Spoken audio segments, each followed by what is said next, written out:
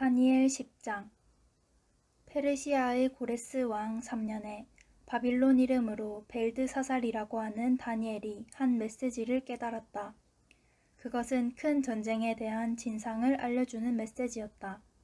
그는 계시를 받아 그 메시지의 뜻을 깨달았다. 그때에 나 다니엘은 예루살렘을 위해 3주간 애곡하는 시간을 갖고 있었다. 나는 간단한 음식만 먹었고 조미료나 고기나 포도주는 입에 대지 않았다. 3주가 지나기 전에는 목욕도 하지 않고 면도도 하지 않았다. 첫째 달 24일에 나는 큰 강, 티그리스 강 2개 서 있었는데 거기서 위를 올려다보고 깜짝 놀랐다. 허리에 숭금 허리띠를 메고 모시옷을 입은 어떤 이가 거기에 있었다.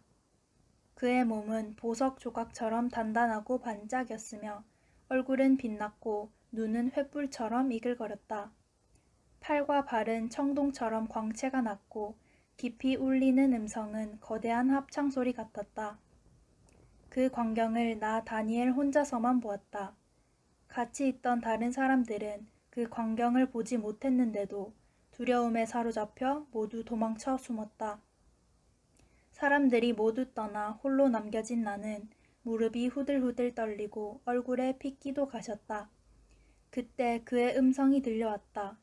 그가 말하는 소리에 나는 정신을 잃은 채 얼굴을 땅바닥에 대고 쓰러졌다.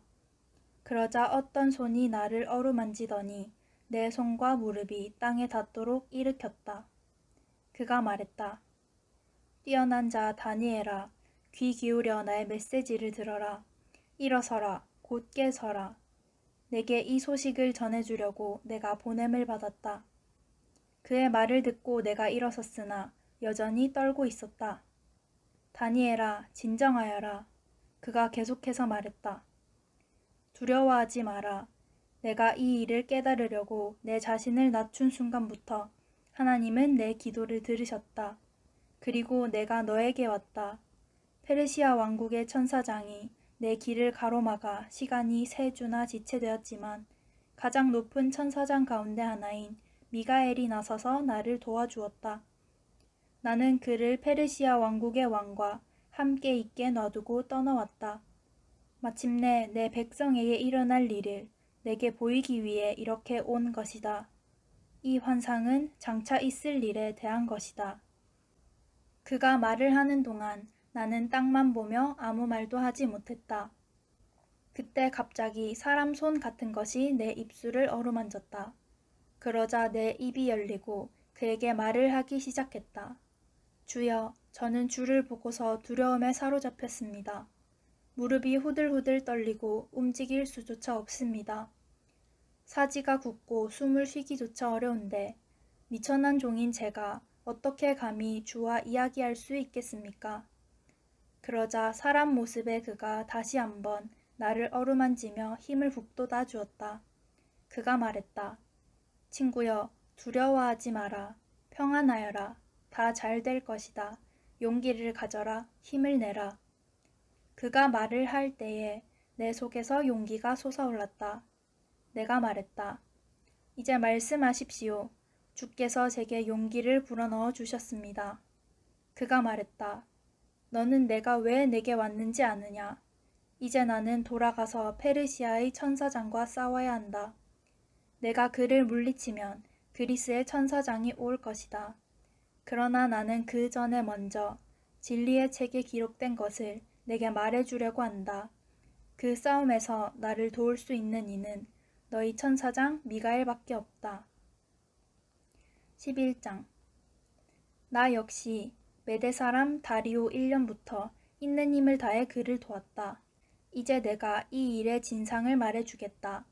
페르시아의 새 왕이 더 등장하겠고 그 다음 넷째 왕은 그들 모두보다 더 큰 부를 얻을 것이다. 그는 재물이 쌓인 만큼 힘도 커졌다 여기고 그리스 나라 전체를 상대로 전쟁을 일으킬 것이다.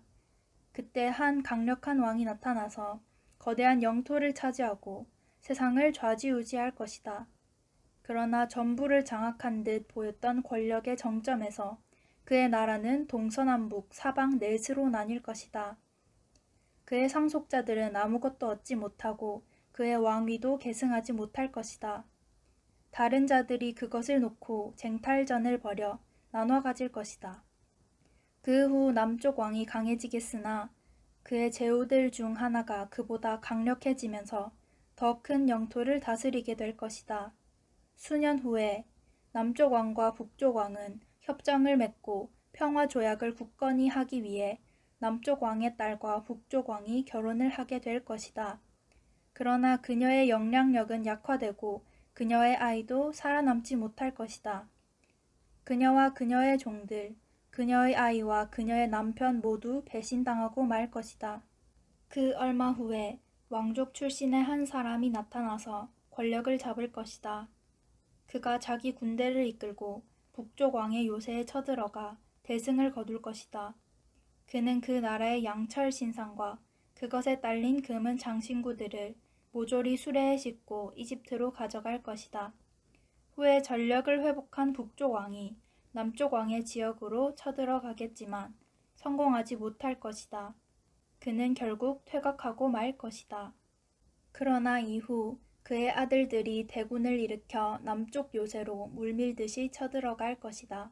격분한 남쪽 왕이 전장에 나가 북쪽 왕과 그의 대군과 싸워 대승을 거둘 것이다.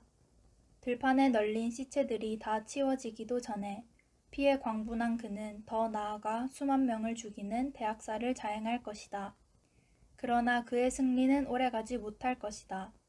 처음보다 더 큰 군대를 규합한 북쪽 왕이 엄청난 군사와 물자를 동원해 수년 후에 다시 쳐들어올 것이기 때문이다. 그때에 많은 사람들이 일어나 남쪽 왕을 치러 나갈 것이다. 너희 백성 중에서도 성미 급한 자들이 꿈에 도취해 그 대열에 합류하겠지만 소란만 일으키다가 말 것이다. 북쪽 왕이 와서 공격용 축대를 쌓고 요새화된 도성을 함락시킬 것이다. 남쪽 군대는 무너질 것이다. 이름 높던 정예 부대도 그의 공격을 당해내지 못할 것이다. 북쪽 왕은 그 땅을 다 차지하게 된 것처럼 의기양양하게 들어올 것이다. 그는 아름다운 지역, 팔레스타인을 점령하고 그곳에 주둔할 것이다. 그리고 하나도 빼지 않고 모조리 장악해 갈 것이다. 그는 남쪽 왕을 완전히 파멸시키려고 거짓 평화 조약을 맺고 심지어 자기 딸을 남쪽 왕과 결혼시키기도 할 것이다. 그러나 그 계략은 결국 성공하지 못하고 수포로 돌아갈 것이다.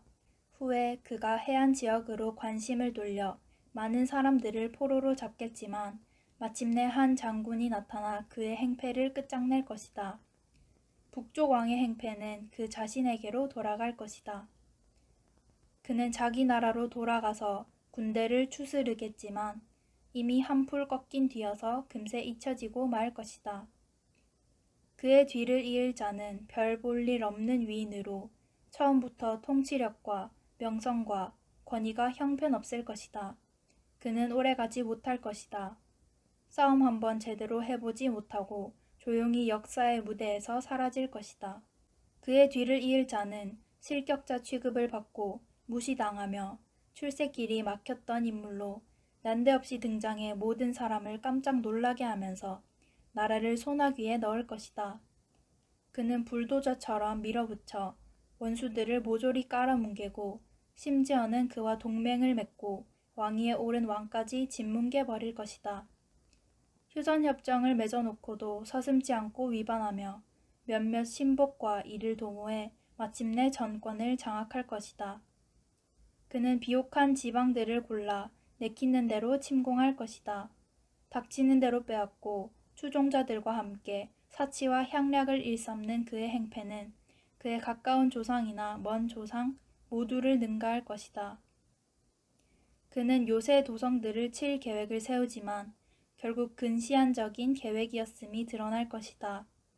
또 그는 남쪽 왕을 치려고 대군을 모아 전의를 불태울 것인데 남쪽 왕도 이에 응해 자기 군대를 더 큰 대군을 모으고 싸울 태세를 갖출 것이다. 그러나 그 기세는 오래가지 못할 것이다. 내부 배신자의 악한 음모에 휘말려 그의 왕실이 벌집을 쑤셔놓은 것처럼 될 것이기 때문이다. 남쪽 왕의 군대는 박살이 나고 전장은 시체로 뒤덮일 것이다. 그 두 왕은 서로 음흉한 계략을 품고 협상 자리에 앉아서 거짓말을 주고받을 것이다. 그러나 그 거짓투성이 조약으로 얻는 것은 아무것도 없을 것이다. 이것이 끝이 아니다. 이야기가 끝나려면 아직 멀었다. 쪽 왕은 노획물을 가득 싣고 자기 나라로 돌아가는 귀국길에 거룩한 언약을 깨뜨리겠다는 생각을 할 것이다. 1년 후에 그는 다시 남쪽을 침공해 올 것이다. 그러나 두 번째 침공은 첫 번째 침공에 훨씬 못 미칠 것이다. 로마 배들이 당도하면 그는 꽁무니를 빼고 그의 나라로 달아날 것이다. 그러나 귀국길에 그는 거룩한 언약에 대해 분이 가득하게 될 것이다. 그는 거룩한 언약을 배신한 자들의 뒤를 봐주며 그들을 우대할 것이다. 그의 경호 부대원들이 성소와 성체에 난입해 그곳을 더럽힐 것이다. 그들은 매일 드리는 예배를 폐하고 신성모독적이고 역겨운 우상을 그곳에 세울 것이다. 북쪽 왕은 거룩한 언약을 배신한 자들을 감언이설로 꿰어 매수할 것이다. 그러나 용기를 내어 하나님께 충성을 다하는 이들은 완강히 저항할 것이다. 심지가 곧은 이들은 스스로 모범을 보여 사람들에게 옳고 그름을 가르칠 것이다. 그들은 한 시절 동안 극심한 시련을 겪을 것이다. 어떤 자들은 살해되고 어떤 자들은 화형을 당할 것이며 어떤 자들은 포로로 끌려가고 어떤 자들은 약탈을 당할 것이다. 극심한 시련 중에 그들은 약간의 도움을 얻겠지만 충분하지는 않을 것이다. 도움을 주는 자들도 마지못해 도와줄 것이다. 심지가 곧고 충성스런 이들은 이 시련을 통해 단련되고 씻기며 정화될 것인데 이야기가 끝나려면 아직 멀었기 때문이다. 한편 북쪽 왕은 계속 제멋대로 날뛸 것이다. 그는 자신이 모든 신보다 더 위대하다며 스스로를 높일 것이다. 그는 신들의 신이신 하나님에게까지 도전하며 으스댈 것이다. 얼마 동안은 진노의 심판의 때가 다 찰 때까지 그가 무사할 것이다. 포고된 것은 반드시 시행되어야 하기 때문이다. 그는 자기 조상의 신들도 전혀 존중하지 않을 것이다. 여자들 사이에서 가장 인기 높은 신, 아도니스에 대해서도 그러할 것이다. 그는 모든 신과 여신을 업신여기면서 자신이 그들보다 더 위대하다고 뻐길 것이다. 심지어 그는 거룩한 이들의 하나님까지도 업신여길 것인데 하나님께서 경배받으시는 장소에 누구도 들어보지 못한 우상을 들여놓고 그것을 금은 보석으로 화려하게 장식할 것이다. 그는 낯선 신의 깃발을 높이 들고 주요 요새들을 공략할 것이며 그 신을 섬기기로 한 자들을 권력의 요직에 앉히고 땅을 하사할 것이다. 이 이야기의 마지막은 이러하다. 남쪽 왕이 그와 맞서겠고 북쪽 왕이 폭풍처럼 그를 덮칠 것이다. 전차 부대와 기병 부대와 대함대를 몰고 모든 것을 휩쓸며 내려올 것이다. 그가 아름다운 땅을 공격하고 그 앞에서 사람들이 추풍 낙엽처럼 쓰러질 것이다. 에돔과 모압과 몇몇 암몬 사람만이 화를 면할 것이다.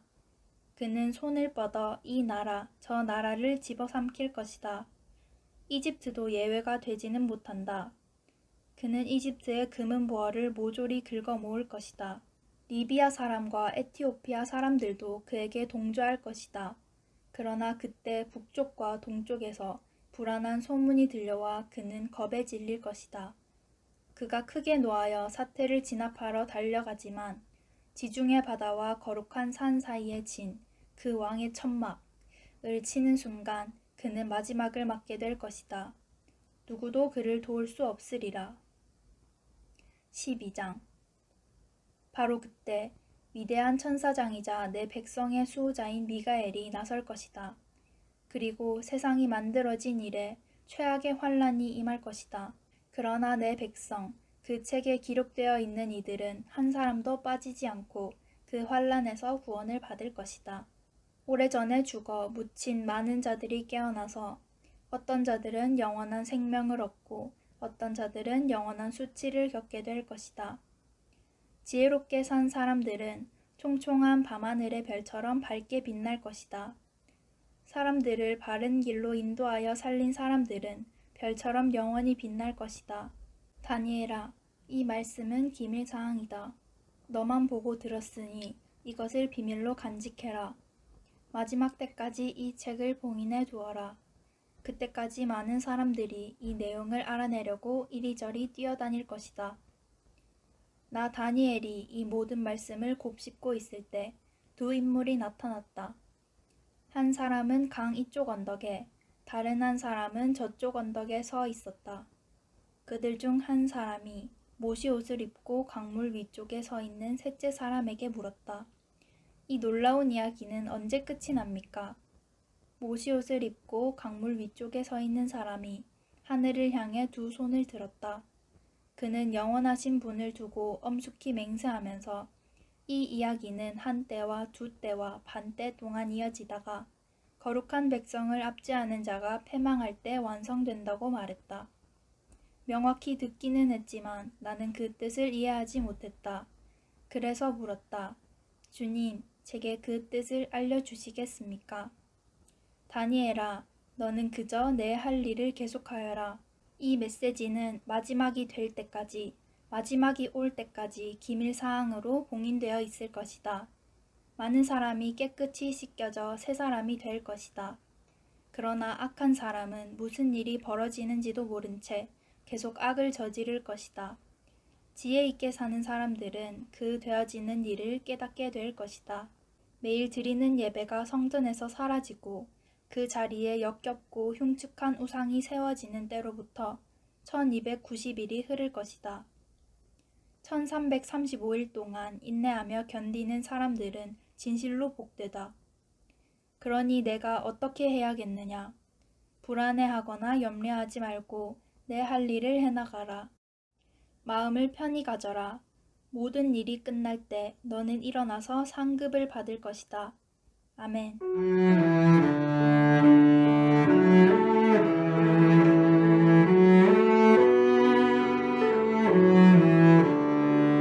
오늘도 말씀으로 승리하시길